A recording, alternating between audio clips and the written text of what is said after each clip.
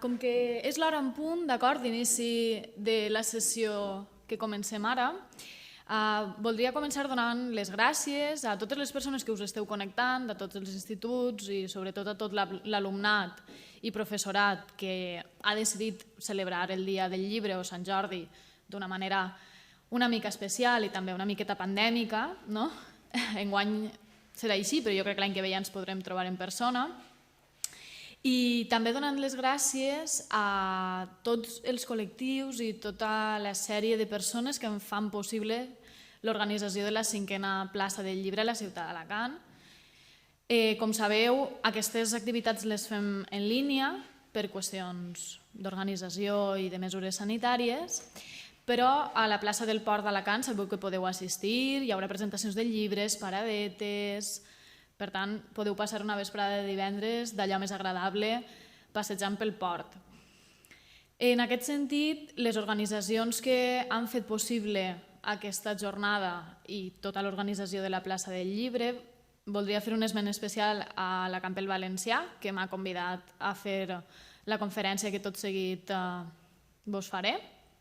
I això, tot el seguit d'organitzacions que teniu ací davall en el cartell, que són col·laboradores i organitzadores de tota aquesta qüestió de la plaça del llibre, que sabeu que se fa tant a Alacant com a València.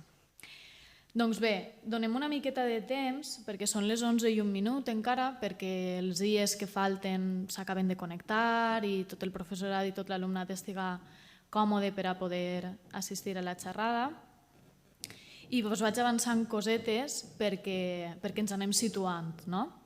Jo vos parlaré sobre dones que escriuen, la cara oculta de la literatura, d'acord?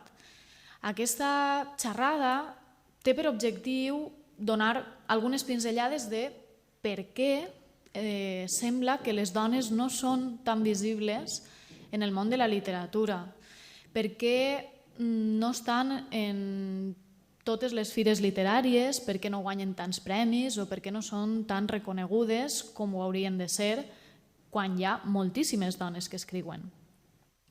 Per tant, treballarem al voltant d'aquestes idees. Què ha passat perquè les dones escriptores no siguen tan visibles com haurien de ser o, com a mínim, perquè no són tan visibles com els homes que escriuen. D'acord?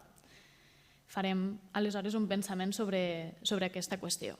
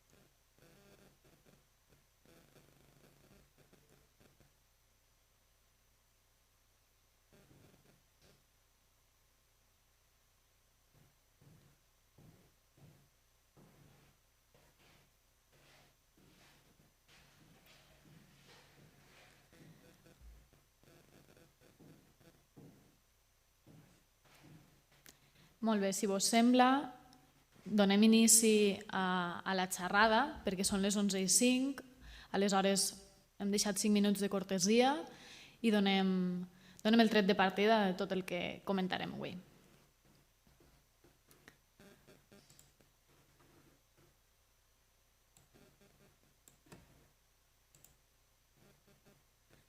Mireu, aquesta és la presentació que seguiré al llarg de tota la xerrada, d'acord? Anirem acompanyant tota l'explicació que jo vos vaig fent amb imatges i amb recursos gràfics que anireu veient a la pantalla. Espero que ho pugueu seguir bé, que es veja bé i que puguem gaudir tots de la conferència. Mireu, jo soc Irene Mira, soc professora de literatura a la Universitat d'Alacant, especialment a la Facultat d'Educació, on faig classes de literatura infantil, de literatura popular i també de llengua catalana. d'acord? I avui, com vos deia abans, vos parlaré sobre les dones que escriuen i per què aquestes dones que escriuen, a pesar d'estar en el segle XXI, continuen sent la cara oculta de la literatura. Per a començar a fer un pensament sobre aquest fet, el fet que les dones continuen sent la cara oculta de la literatura, crec que podríem començar fent un pensament, d'acord, cadascú de nosaltres, sobre quants llibres hem llegit que hagin estat escrits per dones. Vosaltres que esteu encara a l'institut, feu un poquet de memòria i penseu, per exemple, en els llibres que heu llegit enguany, en les assignatures que teniu lectures, valencià, castellà, filosofia, història, etc. Quants llibres han estat escrits per dones? O si sou lectores i lectors consolidats, que estic segura que segur que hi ha molta gent que sí, quants llibres heu llegit escrits per dones? Quan aneu a una llibreria, quants llibres escrits per dones tenim als aparadors i tenim allà, en primera línia? O fins i tot, quan és un dia com avui, com el dia de Sant Jordi, que sabeu que, per exemple, a Barcelona, Girona, a moltes ciutats catalanes especialment, es fan grans fires de llibres on els autors i les autores signen llibres, hi ha moltes dones signant llibres? Això serien algunes preguntes que ens hauríem de començar a fer, perquè sembla de vegades que hi ha coses que no ens plantegem i quan ens les plantegem ens enduem sorpreses. I jo crec que de vegades en la presència de les dones en la literatura ens passa això, que ens sorprenem, algunes vegades no massa positivament, de les qüestions que ocorren. Per tant, doncs, donem inici a la xerrada tenint en ment aquestes preguntes. En relació a això, jo també m'he plantejat una pregunta i és per què parlem de dones escriptores? No parlem en general de literatura? Per què hem de parlar de dones escriptores? Doncs mireu, hem de parlar de dones escriptores perquè fa falta. És una necessitat, i no és una necessitat que m'haig inventat jo, és una necessitat social. Perquè el fet d'haver-nos de plantejar per què és important parlar de dones escriptores està molt, molt connectat amb el fet d'haver-nos de plantejar per què les dones han de ser visibles en la societat, perquè no sempre ho som. No ho som sempre en la literatura, ni en la ciència, ni en la vida política, ni en moltes altres esferes.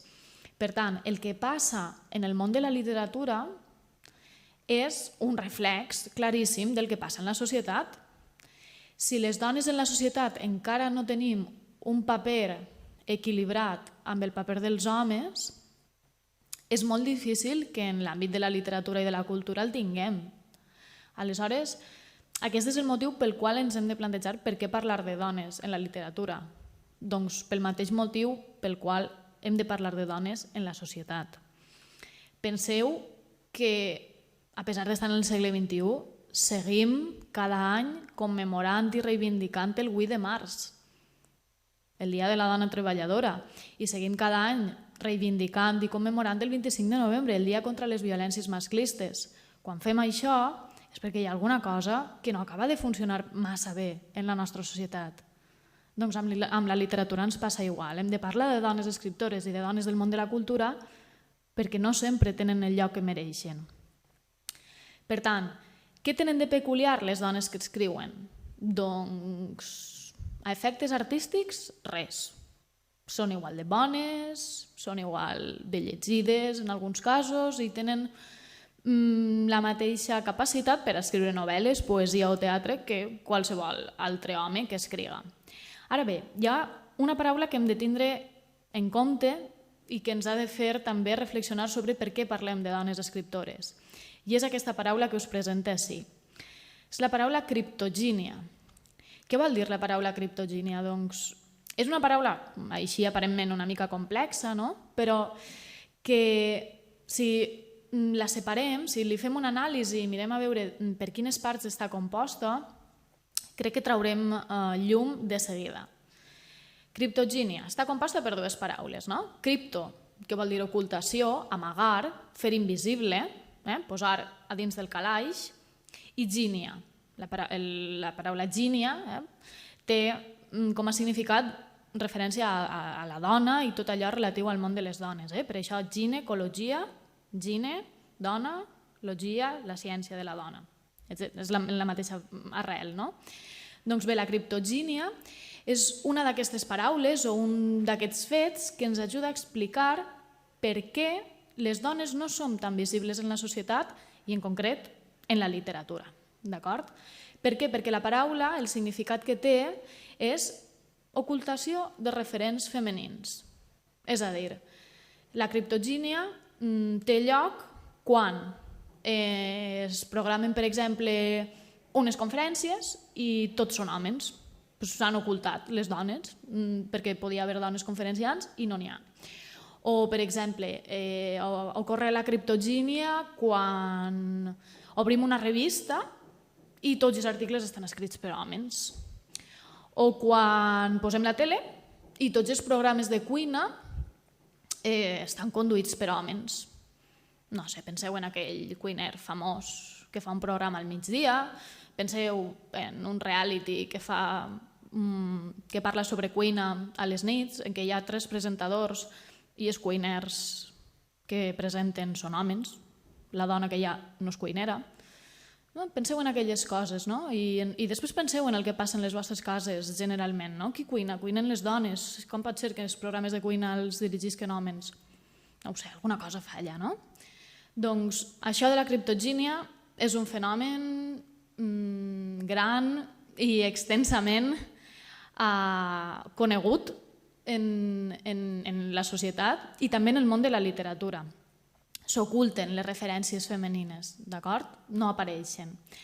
I ara direu, però posem un exemple, no? Parlem de casos concrets en què ocorre això. Doncs jo us en poso un senzill, fàcil, no sé si coneixereu, d'acord? Perquè és una autora que crec que no teniu en el currículum ni de secundària ni de batxillerat, però mireu, així tenim a una senyora que li diuen Caterina Albert, d'acord? Caterina Albert és una escriptora de finals del segle XIX, principis del segle XX, d'acord? Ella era d'una comarca gironina, de l'Alt Empordà, i escrivia sobretot narrativa, contes, i va tindre un gran ressò en la seva època. Va ser una persona amb molta trajectòria literària, que va escriure moltes obres, d'acord?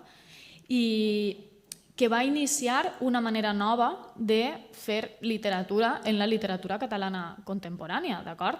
Vull dir que no era una persona invisible que va passar desapercebuda, va ser una persona important en el món de les lletres.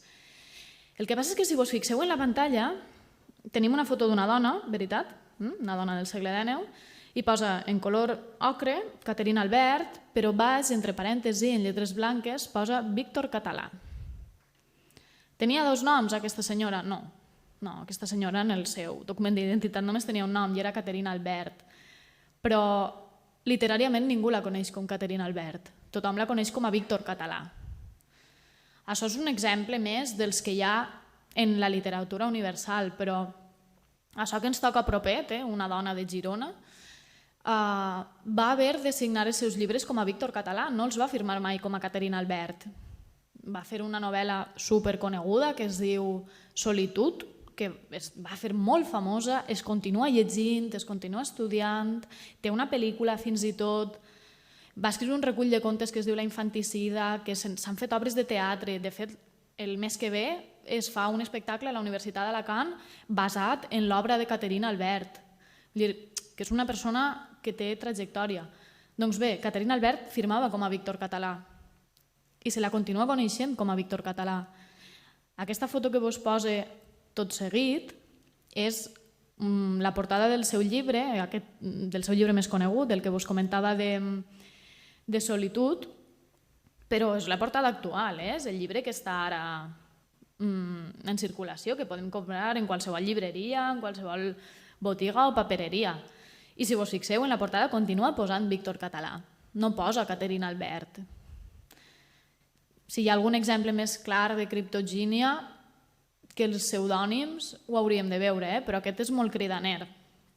En aquest sentit, la criptogínia, en el cas de la literatura, està molt lligada a la qüestió de noms. Apareix quan les dones firmen amb noms d'home, però fins i tot apareix quan les dones no firmen els llibres. Mireu, això de la qüestió de noms és important perquè Virginia Woolf, que és una de les grans escriptores, no?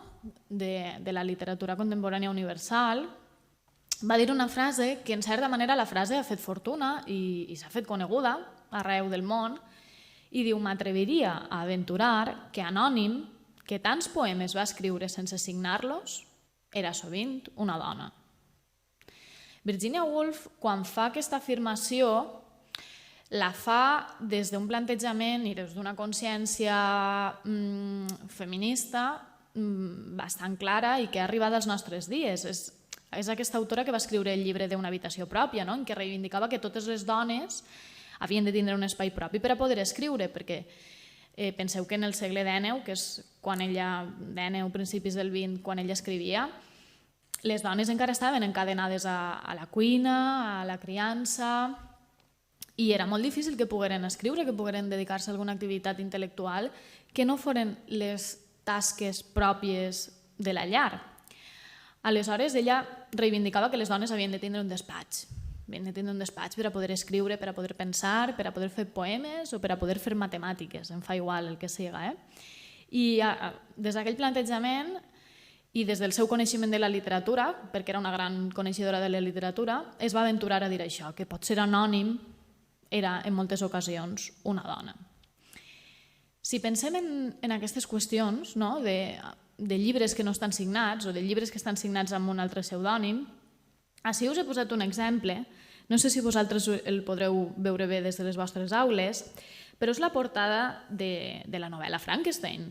És una novel·la hiperconeguda, té adaptacions al cinema, té diverses formes, no? que s'ha explotat aquesta novel·la i que tothom la coneix, tothom sap qui és Frankenstein. Però tothom sap qui va crear Frankenstein? Qui va escriure la novel·la de Frankenstein? Penseu una miqueta, ho sabeu? Vos ho dic perquè és una informació que de vegades la gent no té clara, però és que Frankenstein el va escriure una senyora. D'acord? Frankenstein és obra de Mary Shelley, una escriptora anglesa. Això no tot el món ho sap, i no tot el món ho sap per un motiu. I és que ella, quan va escriure el llibre i quan es va publicar, el llibre es va signar com a anònim. Mary Shelley no va posar el seu nom, segurament per pressions, perquè, si penseu, és una novel·la que fa por, entre cometes, no? És la creació d'un monstre, l'alteració del cos. No estava massa ben vist que una dona parlara d'això, no? Se suposava que les dones havien d'escriure novel·les d'amor. I ara va Mary Shelley i ens escriu la història d'un monstre, amb operacions i sang i fetge i coses diverses que no eren típiques del que s'esperava d'una dona. Per tant, ella signa el llibre com a anònima. I al final estem en la mateixa situació en la que estava Catherine Albert. Catherine Albert era Catherine Albert en la seva vida privada, però era Víctor Català en la seva vida pública. I Mary Shelley era invisible directament. Per tant, tenim dos exemples clars de criptogínia en la literatura, tant la nostra com la universal, que ja ens poden començar a fer pensar i dir, ostres, doncs sí que és veritat. I ja vos dic, no estem parlant d'obres del segle XV ni de l'edat mitjana, estem parlant d'obres que no tenen tants anys, Segle XIX, segle XX, no fa tant. Per tant, el motiu pel qual parlem de dones escriptores és per aquest, perquè la història no les ha situades en el lloc que els correspon, però el present tampoc, de moment. Per tant, anem a veure això com va avançant. Sabeu que la literatura té diverses maneres, no? de donar-se a conèixer, de fer-se propaganda i d'arribar al públic lector. Sempre apareixen a les notícies quan s'ha convocat un premi literari important o quan a alguna persona li han donat algun reconeixement social que posa en valor la seva tasca com a escriptora o com a escriptor. Doncs bé, si parlem de premis, premis literaris i de reconeixements literaris, hauríem de fer també una mirada a quantes dones han guanyat aquests reconeixements i a quantes dones hi ha en la llista dels grans premis. Premis de literatura n'hi ha molts, El que passa és que jo vos he fet simplement una selecció. per a seguir mirant una mica què ocorre en la literatura universal i què ocorre en la nostra literatura, en la literatura catalana. Si anem a la primera secció, jo crec que és indiscutible que hem de parar atenció al Premi Nobel de Literatura, no? És un premi superimportant i que té una gran trajectòria. De fet, si no m'equivoque, és un premi que es concedeix des de 1901. Ha tingut anys que no s'ha donat, com els anys de la Segona Guerra Mundial i els anys posteriors de la postguerra, etc. En total, des de 1901 fins a ara, 2021, s'han concedit 112 premis Nobel de literatura. Doncs d'aquestes 112 edicions que s'han fet, només en 16 ocasions l'han guanyat dones. És cridaner això, Hi ha més d'un centenar d'anys en què s'han donat premis per a reconèixer trajectòries, perquè el Premi Nobel generalment reconeix trajectòries de persones que porten molt de temps escrivint i han fet coses molt bones. Doncs de 112 anys, només en 16 l'han guanyat dones. Si farem atenció a la llista, és una llista que està accessible, la podeu trobar per internet fàcilment, la majoria de les dones que han sigut premiades des de 2010 cap a sí, és a dir, en els últims 10-11 anys. La qual cosa ja ens indica que estem començant a fer justícia, però encara ens queda feina per fer. Una de les últimes és d'aquestes senyores que teniu a la fotografia, d'acord? És la fotografia en color, la primera que teniu en color, que és una escriptora bielorrussa, Svetlana Alexievich. En el 2020 va guanyar també el Premi Nobel de Literatura una poeta, però no en són moltes. Així teniu el recull de fotografies i a més també hauríem de parar atenció a una cosa, que jo no sé si vosaltres podeu veure clarament la fotografia, però de totes les dones que tenim així, quantes dones negres tenim? Una només. Toni Morrison. Això també ens ha de fer pensar, perquè la diversitat de persones és gran, però aquests premis no la reflecteixen. No la reflecteixen per qüestió de gènere, tampoc la reflecteixen per qüestió ètnica, ni tampoc per qüestió de classe social. Per tant, encara ens queda una miqueta. Per tant, si fem atenció al cas del Premi Nobel, en què després de 112 anys donant premis només hi ha 16 dones, ja comencem a veure que això de la criptogènia torna a aparèixer. No es fan visibles les dones i aquest premi el dona un jurat. Per tant, algú no té en compte que hi ha moltes dones que escriuen. Si seguim amb els reconeixements, podríem fer també un esment, per exemple, a la celebració de l'escriptor de l'any, que convoca l'Acadèmia Valenciana de la Llengua. Aquesta celebració és molt més recent, es porta a terme des de l'any 2004, però clar, des de 2004 al 2021 ja van uns quants anys. Doncs en tota aquesta trajectòria només s'han dedicat 2 anys a dones escriptores. L'Acadèmia Valenciana de la Llengua se centra en fer el reconeixement a un escriptor o un conjunt d'escriptors del País Valencià. D'acord? I ja vos dic que hi ha moltes dones escrivint al País Valencià i que van escriure anys i segles enrere.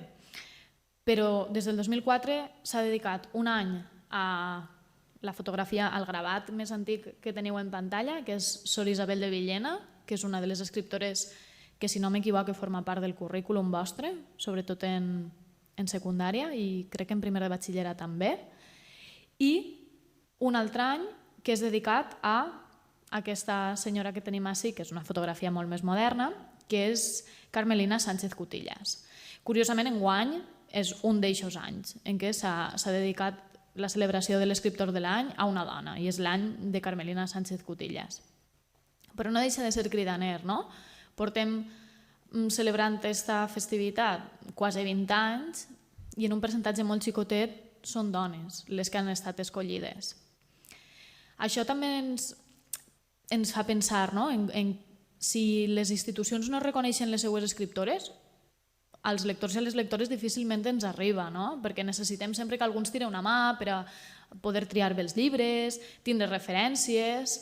Les xarxes socials ens ajuden a triar llibres, a elegir, el boca a boca, però clar, si en aquest boca a boca o en aquestes xarxes socials no apareixen les figures de dones escriptores, difícilment algú les podrà llegir. En última instància, també us he posat un altre exemple, d'acord?, que és el Premi d'Honor de les Lletres Catalanes. Aquest premi el donen a Catalunya, d'acord? I és un dels més prestigiosos que hi ha de la literatura en català. És un reconeixement important. Per exemple, Vicent Andrés Estellés, el poeta, va rebre aquest reconeixement i altres grans autors. Doncs bé, aquest premi que es concedeix des de fa 52 anys, quasi el doble d'anys de l'anterior que comentàvem, 52 edicions, només n'hi ha 7 dones en la llista de premiades. És fort això, També de les 7 dones que hi ha, torna a ocórrer una miqueta com amb el Premi Nobel, que són dones que els han donat els premis en els últims anys. I en aquests premis es donen premis a autors valencians, catalans i mallorquins, i així us he posat una fotografia d'una de les autores que va guanyar aquest premi, que és Isabel Clara Simó, l'escriptora, la narradora d'Alcoi. Doncs a ella li van donar el premi fa uns anys, com per la seva gran trajectòria. És una dona que ha escrit moltíssim i que s'ha llegit molt, però és el que es diu, no? Una flor no fa primavera. Ens fan falta moltes Isabel Clara Simó dins dels premis literaris, perquè en la vida real estan. El que ens fa falta és que les institucions les reconeguen. Per tant, fent una síntesi així d'aquests 3 premis que ens donen una idea relativament general de com està el sistema literari, ja veiem que falta presència de dones. Així caldria que n'hi haguera més. És per aquest motiu que des de fa uns quants anys a l'estat espanyol se celebra una festivitat literària que és el Dia de les Escriptores. D'acord? I així ocorre una miqueta igual que amb el que vos comentava anteriorment del 8 de març i del 25 de novembre. Com que en la societat les dones no acaben de tindre una presència igualitària als homes, fa falta un dia per a reivindicar-les. Doncs amb les escriptores ocorre igual. Com que en el sistema literari nostre les dones no acaben d'estar en primera línia com estan els homes, ens fa falta un dia per a reivindicar aquelles dones.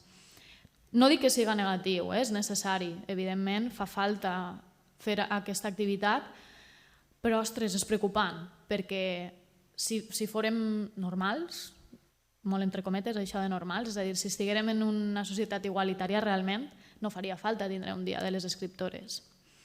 Doncs bé, cada any se celebra aquest dia de les escriptores, que no té una data fixa, però sempre se celebra el dilluns més pròxim al 15 d'octubre, perquè el 15 d'octubre, no sé si és l'any de naixement o de mort de Juana Inés de la Cruz. I es fa tota una sèrie d'activitats per a reivindicar el paper de les dones escriptores. Així us he posat una fotografia que no es veu tota completa, però són unes quantes cares de dones valencianes que escriuen. Està Lliris Picó, a la part de baix, que porta una camisa blanca, que és companya meua del departament i és una gran escriptora. És molt possible que als instituts l'hàgiu llegida. Hi ha poetes, hi ha dramaturgues, hi ha narradores. Hi ha un gruix molt gran d'escriptores que en el Dia de les Escriptores les reivindiquem perquè siguin més llegides.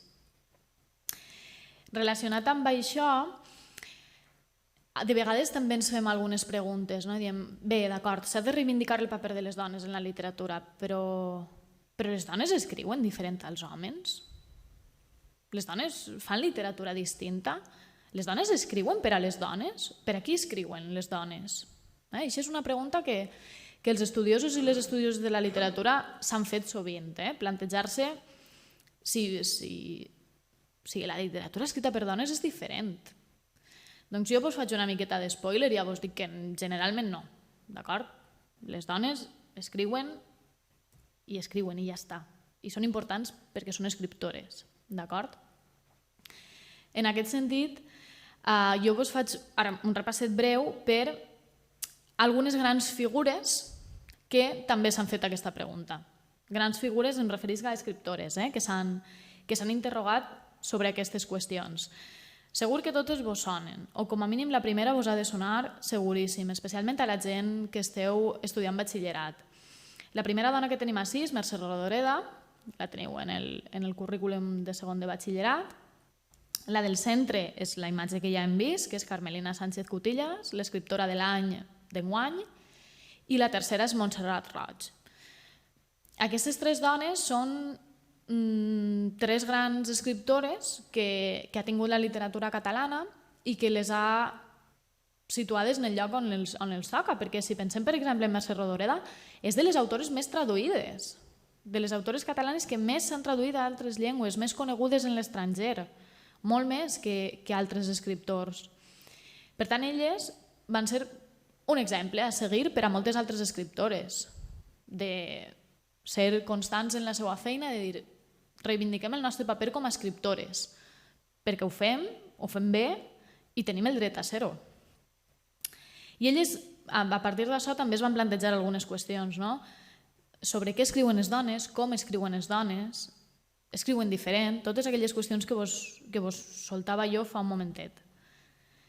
En Montserrat Roig, per exemple, ella reflexionava molt. Quan li feien entrevistes i a banda d'alguns llibres que té, parlava sobre com era això, no?, de l'escriptura de les dones. I en una cita bastant coneguda que té, ella explica que com són les dones que protagonitzen les seues novel·les. Per cert, una recomanació bona, especialment per la gent que esteu en batxillerat, de novel·la de Montserrat Roig, és El temps de les cireres. Si voleu conèixer com era Barcelona en els anys 70, és una novel·la fantàstica. Doncs bé, quan a ella li pregunten com són les seues protagonistes, diu que no em demanin que a les meues novel·les apareguen dones meravelloses, dones d'una peça. Les dones no són meravelloses ni d'una peça. Són plenes de pors, d'angoixes. I diu, de la mateixa manera que els homes. Per tant, les protagonistes femenines tenen defectes i tenen virtuts, igual que tenen defectes i tenen virtuts els protagonistes masculins. I això Montserrat Roig ho reivindicava molt. Ella crea personatges que tenen molts problemes. Generalment són dones, els seus personatges, però és que és la vida. Ella no pretenia donar una imatge de dona ideal o dir com havien de ser les dones. Ella creava personatges com som les persones, en realitat, amb tots els nostres defectes i totes les nostres coses bones. Relacionat amb aquesta manera de pensar sobre l'escriptura que escrivien les dones, apareix l'altra pregunta que vos feia, no? Les dones escriuen per a dones?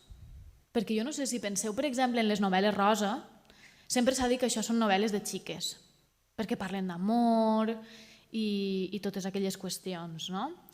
Però no totes les dones escriuen novel·les rosa. De fet, moltes novel·les roses estan escrites per homes. Per tant, les dones no escriuen per a dones només, ni els homes escriuen per a homes només. Les dones escriuen i els homes escriuen.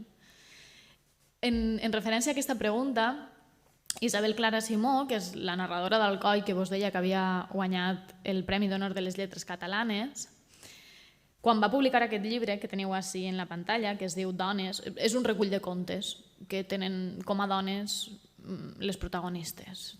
No sé si són 17 contes i cada conte el protagonitza una dona.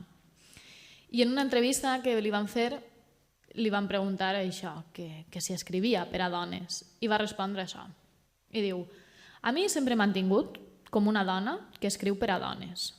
I va respondre, i això és molt dolorós, perquè escric per a dones, i tinc tot el dret, però he escrit de moltíssimes coses, i tinc un 50% de protagonistes homes i un 50% de protagonistes homes.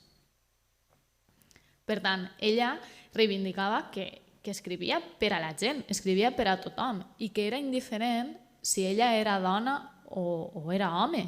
Ella escrivia i volia que ser reconeguda per la seva feina com a escriptora, independentment de si la llegien uns o uns altres. I això va generar una miqueta de polèmica, no? Quan es va publicar aquest llibre de dones, perquè va ser un gran llibre amb un èxit de vendes enorme, enorme. I a pesar de tot va haver gent que es va molestar una miqueta, no? Perquè va dir, ostres, s'ha escrit un llibre de dones per a dones... I la gent va començar a pensar malament, però no, en realitat és que el llibre era bo i ja està. Hi ha una altra cita de Carmelina Sánchez Cutillas que també li fan un poc, o es planteja un poc la mateixa pregunta, i és quan diuen, existeix la literatura femenina? És diferent la literatura en majúscules de la literatura femenina? I ella respon a això que vos he posat així. Diu, jo, que deteste la paraula poetessa, ella escrivia sobretot poemes, i no li agradava gens que li digueren que era poetessa. Ella es definia com a poeta. Diu, no puc negar que la dona posa un sentiment particular en allò que escriu, com tot el que fa. Posa la seva forma especial de veure les coses i les seues femenines experiències. I diu, tanmateix, no crec, però, que deguem diferenciar una literatura femenina de la masculina. Ella també defensa el fet que les dones escriuen, i escriuen literatura, i ja està. Sense cap cognom. Escriuen literatura i no té més misteri. Per això, elles reclamen el seu lloc en la societat i en el sistema literari per a ser reconegudes i ser llegides com qualsevol altre escriptor. Així doncs, a la pregunta de si les dones escriuen perquè les lligen altres dones, jo crec que hauríem de començar a plantejar-nos que no, que les dones escriuen perquè tenen coses a dir, igual que tot el món. Aleshores, les dones escriuen per a ser llegides, i ja està. D'acord? Ara bé, si pensarem... Perquè ara us he fet com una espècie de referència a algunes escriptores que per qüestió d'edat ja no viuen, no? Però si fem una mirada a les escriptores que sí que estan vives, que estan escrivint, que estan publicant i que estan també guanyant premis, ens adonem d'una cosa, no? Que conforme va passant el temps, conforme van avançant els anys, de la mateixa manera que comencen a haver més dones en aquells grans premis literaris que comentaven, les dones també han agafat força en el terreny literari i s'han posat a escriure sobre qualsevol cosa, sobre qualsevol temàtica i des de punts de vista grans, diversos, múltiples, entretinguts, de por, d'humor, de drama, teatre, poesia, contes, el que siga. I així m'agradaria fer-vos un repasset per algunes tres escriptores. A mi m'agraden molt aquestes escriptores i crec que vos poden despertar alguna cosa perquè han escrit novel·les que són fantàstiques i que representen aquesta diversitat que hi ha en el món de la literatura. La primera de la llista, o de la llisteta que us he fet, és Najat El Hajmi. Ella és una escriptora catalana, però d'origen va néixer al Marroc, i va escriure una novel·la que es va fer molt coneguda, que es diu L'últim patriarca. Si no l'heu llegida, jo us la recomano molt perquè és una història d'una xica que se'n ve a viure a Catalunya des del Marroc i explica com és el seu procés de canvi entre estar allà i estar ací. I com són les diferències i com són les similituds. I es planteja com ha de viure ella sent una mica d'allà i una mica d'ací. Una altra novel·la, per exemple, que aquesta sí que no fa massa temps que està publicada, és la de Gemma Ruiz. Gemma Ruiz és una escriptora, ella és periodista de TV3, però ha escrit unes novel·les molt bones, i jo vos recomano especialment l'última que ha escrit, que es diu Cala Wen Ling, que és una novel·la ambientada a Barcelona, a un barri de Barcelona, i la protagonista va totes les setmanes a fer-se la manicura a una botiga que té allí al barri, que està regentada per una família xinesa, especialment per la Wen Ling, que és la dona que li arregla les ungles i sempre li les pinta de color vermell. I la protagonista va explicant totes les dificultats amb què es troba Wen Ling, que acaba d'arribar a Catalunya i que la gent la mira estrany, perquè és xinesa, i la menysté i la menysprea. I la protagonista i ella es fan molt amigues i comencen a establir una relació d'amistat i de defensa de la igualtat molt bonica, en alguns tocs d'humor, i que jo vos recomano molt. I després una altra escriptora, per exemple, és Esperança Camps, que ella és de les Illes, però viu a València de fa molts anys, també és periodista, i va escriure una novel·la que es diu La cara B, que és una novel·la negra, amb assassinats, investigacions i totes aquelles qüestions. Perquè vegeu la diversitat de temes i la diversitat de formes que té la literatura que està escrita per dones, d'acord?